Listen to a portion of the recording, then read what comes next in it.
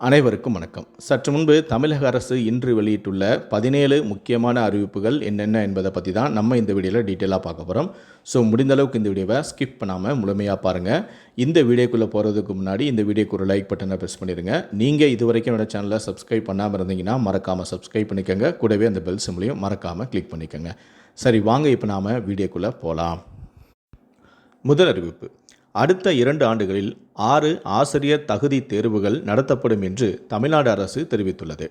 ஆண்டுக்கு 3 என 2 ஆண்டுகளில் 6 ஆசிரியர் தகுதி தேர்வுகள் நடத்தப்படும் என்றும், ஏற்கனவே பணியில் உள்ள ஆசிரியர்களுக்கு சிறப்பு டெட் தேர்வு நடத்தவும் தமிழக அரசு திட்டம் வகுத்துள்ளது. மேலும் ஆசிரியர் தகுதி தேர்வான டெட் தேர்வுக்கு விண்ணப்பிக்க கால அவகாசமும் நீடித்துள்ளது. செப்டம்பர் 10ஆம் தேதி மாலை வரை விண்ணப்பிக்கலாம் என்று ஆசிரியர் தேர்வு வாரியம் அறிவித்துள்ளது. இதற்கான தேர்வு வரும் நவம்பர் 15 மற்றும் 16 ஆகிய தேதிகளில் நடைபெற உள்ளது. தேர்வுக்கு விண்ணப்பிக்க விரும்புவோர் trptn.government.in என்ற இணையதளம் வாயிலாக ஆன்லைனில் தங்களுடைய விண்ணப்பங்களை சமர்ப்பிக்கலாம். இரண்டாவது அறிவிப்பு: வீட்டு மின் இணைப்பில் பெயர் மாற்றம் செய்ய புதிய நடைமுறையை மின் வாரியம் அறிவித்துள்ளது.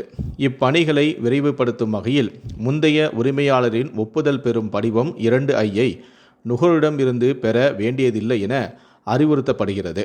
அதே நேரம் விற்பனை, பங்கு பிரித்தல், பரிசளித்தல் போன்றவற்றில் பெயர் மாற்றம் செய்ய வேண்டுமானால் விற்பனை பத்திரம், சொத்து வரி ரசீது, நீதிமன்ற தீர்ப்பு உள்ளிட்டவற்றில் ஏதேனும் ஒன்றையும், ஒப்புதல் கடிதம் ஆகியவற்றையும் சமர்ப்பிக்க வேண்டும்.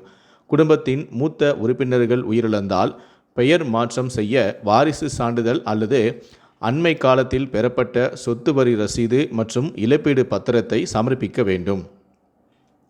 மூன்றாவது அறிவிப்பு: பராமரிப்பு பணி காரணமாக மயிலாடுதுறையில் இருந்து திருச்சி செல்லும் விரைவு ரயில் ரத்து செய்யப்பட்டுள்ளது. மயிலாடுதுறையில் காலை 7:35 மணிக்கு புறப்பட்டு திருச்சிக்கு காலை 10:15 மணிக்கு செல்லும் ரயில் ரத்து செய்யப்பட்டுள்ளது. செப்டம்பர் 10 முதல் அக்டோபர் 3 வரை ரயில் ரத்து. செப்டம்பர் 16, 23, 30 மட்டுமே ரயில் இயங்கும் என தெரிவிக்கப்பட்டுள்ளது. நான்காவது அறிவிப்பு: பயணிகளின் வசதிக்காக நெல்லை எழும்பூர் வந்தே பாரத் ரயிலானது 20 பெட்டிகளுடன் இயக்கப்படுகிறது. ஆரம்பத்தில் 8 பெட்டி, 16 பெட்டிகளுடன் இயக்கப்பட்ட வந்தே பாரத் தற்போது 20 பெட்டிகளுடன் இயக்கப்படுகிறது. ஐந்தாவது அறிவிப்பு: ராமநாதபுரம் மாவட்டத்தில் இன்று காலை முதல் 144 தடை உத்தரவு அமலுக்கு வருகிறது. இமானுவேல் சேகரன் நினைவு தின நிகழ்ச்சியை ஒட்டி ராமநாதபுரம் ஆட்சியர் 144 தடை உத்தரவை பிறப்பித்தார். இன்று காலை முதல் செப்டம்பர் 15ஆம் தேதி வரை 144 தடை உத்தரவு அமலில் இருக்கும் எனவும் தெரிவிக்கப்பட்டுள்ளது. முத்துராமலிங்க தேவர் குரு பூஜையை முன்னிட்டு ஆகஸ்ட் 25 முதல் 31ஆம் தேதி வரை 144 தடை உத்தரவு அமல்படுத்தப்படும். ஆறாவது அறிவிப்பு: ஆந்திரா கடலோர பகுதிகளை ஒட்டிய வங்கக்கடல் பகுதிகளில் மேல் ஒரு வளிமண்டல மேடுக்கு சுழற்சி நிலவுகிறது. இதன் காரணமாக இன்று தமிழகத்தில் ஒரு சில இடங்களிலும், புதுச்சேரி மற்றும் காரைக்கால் பகுதிகளிலும் இன்று லேசான முதல் மிதமான மழை பெய்யக்கூடும். இடிமின்னுடன் கூடிய பலத்த காற்றானது மணிக்கு 30 முதல் 40 கிலோமீட்டர் வேகத்தில் வீசக்கூடும். கோயம்புத்தூர் மாவட்டத்தின் மலைப்பகுதிகள், நீலகிரி, தேனி, திண்டுக்கல், மதுரை, சிவகங்கை, கள்ளக்குறிச்சி, விழுப்புரம், திருவண்ணாமலை, செங்கல்பட்டு மற்றும் காஞ்சிபுரம் மாவட்டங்களில் ஓரிரு இடங்களில் இன்று கனமழை பெய்ய வாய்ப்புள்ளது. ஏழாவது அறிவிப்பு: அரசு உதவி பெறும் கிராமப்புற பள்ளிகளில் 3 முதல் 6ஆம் வகுப்பு வரை பயிலும் மிகவும் பிற்படுத்தப்பட்டோர் மற்றும் சீர்மரபினர் மாணவிகள் இடைநிற்றலின்றி பயில ஊக்கத்தொகை வழங்குவது குறித்து ஆலோசிக்கப்பட்டது. இந்த கூட்டத்தில் மாவட்ட கல்வி அலுவலர்களை தொடர்பு அலுவலர்களாக நியமனம் செய்து விடுபட்ட விவரங்களை எமிஸ் தளத்தில் வரும் 10ஆம் தேதிக்குள் பதிவேற்றம் செய்ய பள்ளி கல்வித்துறை சார்பில் அறிவுறுத்தப்பட்டுள்ளது. அதன்படி எமிஸ் தளத்தில் உள்ள விவரங்களின் அடிப்படையில் 13,304 மாணவிகளுக்கு ஆதார் விவரம், 60,349 மாணவிகளுக்கு வங்கி கணக்கு எண், 45,498 மாணவிகளுக்கு ஆண்டு வருமான விவரங்களை எம்எஸ் தளத்தில் துரிதமாக பதிவு செய்ய வேண்டும் எனவும் தெரிவிக்கப்பட்டுள்ளது. எட்டாவது அறிவிப்பு: கால்நடை பராமரிப்பு துறையில் கால்நடை ஆய்வாளர் பதவிக்கு புதிய கல்வி தகுதி நிர்ணயித்து அரசாணை வெளியிடப்பட்டுள்ளது.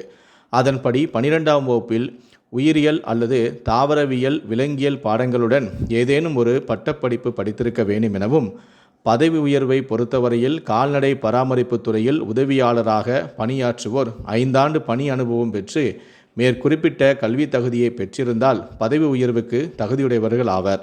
நேரடி நியமனம் மூலமாகவோ அல்லது பதவி உயர்வு வாயிலாக கால்நடை ஆய்வாளர் பணிக்கு நியமிக்கப்படுவோர் தகுதிக்கான் பருவத்துக்குள் 11 மாத கால கால்நடை ஆய்வாளர் பயிற்சி முடிக்க வேண்டும் எனவும் தெரிவிக்கப்பட்டுள்ளது. 9வது அறிவிப்பு. தமிழக அரசின் தொழில் முனைவோர் மேம்பாடு மற்றும் புத்தாக்க நிறுவனம் சென்னையில் 3 நாட்கள் தொழில் முனைவோர் மேம்பாட்டு திட்ட ட்ரோன் பயிற்சியானது இன்று 9ஆம் தேதி முதல் 11ஆம் தேதி வரை காலை 10 மணி முதல் மாலை 5 மணி வரை நடைபெற உள்ளது. 10வது அறிவிப்பு. சென்னையில் தொழில் முனைவோர் மேம்பாடு மற்றும் புத்தாக்க நிறுவனத்தின் 3 நாள் மேக்கப் மாஸ்டர் கிளாஸ் பயிற்சியானது நாளை 10ஆம் தேதி முதல் 12ஆம் தேதி வரை காலை 10 மணி முதல் மாலை 5 மணி வரை நடைபெற உள்ளது. 11வது அறிவிப்பு. சென்னையில் உள்ள மாநகர போக்குவரத்து கழகம் ITI தகுதியுடையவர்களுக்கு பொன்னான ஒரு வாய்ப்பை அறிவித்துள்ளது. மொத்தம் 500 காலி பணியிடங்களுக்கு 1 வருட தொழில் பயிற்சி வழங்கப்பட உள்ளது.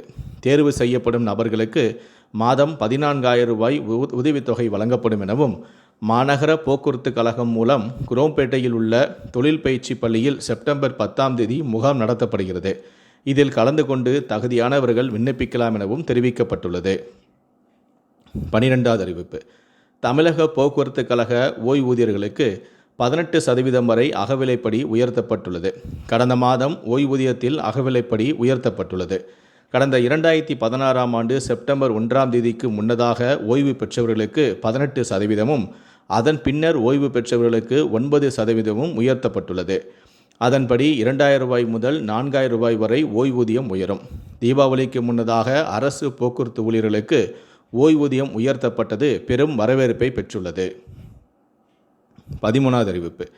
திட்டக்குடி அருகே கீழழுவாய் கிராமத்தில் உள்ள வெலிங்டன் ஏரியை புனரமைக்க 130 கோடி ஒதுக்கீடு செய்து தமிழக அரசு அறிவித்துள்ளது. கீழ்வாயின் கரைகளை சீரமைக்க 74 கோடி ரூபாயும் முதன்மை கால்வாயை சீரமைக்க 20 கோடி ரூபாய் ஒதுக்கீடு செய்யப்பட்டுள்ளது. உபரி நீர் கால்வாய்களை சீரமைக்க 30 கோடி என மொத்தம் 130 கோடி ஒதுக்கி அரசாணை வெளியிடப்பட்டுள்ளது. 14வது அறிவிப்பு. ஈரோட்டில் மினி டைட்டல் பூங்கா அமைப்பது தொடர்பாக திட்ட வடிவமைப்பு ஆலோசகரை தேர்வு செய்ய டெண்டர் கோரியது தமிழக அரசு. ஈரோட்டில் 50,000 முதல் 1 லட்சம் சதுர அடி பரப்பில் மினி டைட்டல் பூங்கா அமைக்கப்பட உள்ளது. மினி டைட்டல் பூங்கா மூலமாக 1000 பேருக்கு வேலைவாய்ப்பும் கிடைக்கும். 15வது அறிவிப்பு. தமிழகத்தில் உள்ள அரசு கலை, அறிவியல் மற்றும் கல்வியியல் கல்லூரிகளில் இளநிலை, முதுநிலை பாடப்பிரிப்புகளில் காலியாக உள்ள இடங்களில் மாணவர் சேர்க்கைக்கு செப்டம்பர் 30ஆம் தேதி வரை இணையதளம் வழியாக விண்ணப்பங்களை பதிவு செய்யலாம் என தமிழக உயர்கல்வித்துறை அமைச்சரான செழியன் தெரிவித்துள்ளார். 16வது அறிவிப்பு. சிறுபான்மையின மாணவ மாணவிகள் வெளிநாடுகளில் பட்ட மேற்படிப்பு பயில கல்வி உதவித்தொகை வழங்க புதிய திட்டத்தை உருவாக்கி தமிழ்நாடு அரசு அரசாணையை வெளியிட்டுள்ளது. ஒருவருக்கு 36 லட்சம் வீதம் ஆண்டுக்கு 10 பேருக்கு வழங்க 3 கோடியே 60 லட்சம் ரூபாயை ஒதுக்கீடு செய்து அரசாணையை வெளியிட்டுள்ளது. கடைசியாக 17வது அறிவிப்பு. பூந்தமல்லி முதல் சுங்குவா சத்திரம் வரையிலான மெட்ரோ ரயில் அமைப்பதற்கான முதற்கட்ட பணிக்கு 2126 கோடி ரூபாய் ஒதுக்கீடு செய்து தமிழ்நாடு அரசு அரசாணையை வெளியிட்டுள்ளது. இந்த 17 அறிவிப்புகளை பற்றிய உங்களுடைய கருத்துக்கள் என்ன அப்படிங்கிறத கீழே இருக்கக்கூடிய கமெண்ட் செக்ஷனில் மறக்காமல் சொல்லுங்கள். முடிந்தளவுக்கு இந்த வீடியோவை மற்றவங்களுக்கும் ஷேர் பண்ணுங்கள். மேலும் இது போன்ற பல வீடியோக்களை பார்க்கணும் அப்படின்னு நினச்சிங்கன்னா மறக்காமல் நினச்சி நீங்கள் சப்ஸ்கிரைப் பண்ணுங்கள். கூடவே அந்த பெல் சிம்பளையும் மறக்காமல் கிளிக் பண்ணுங்கள். நன்றி, வணக்கம்.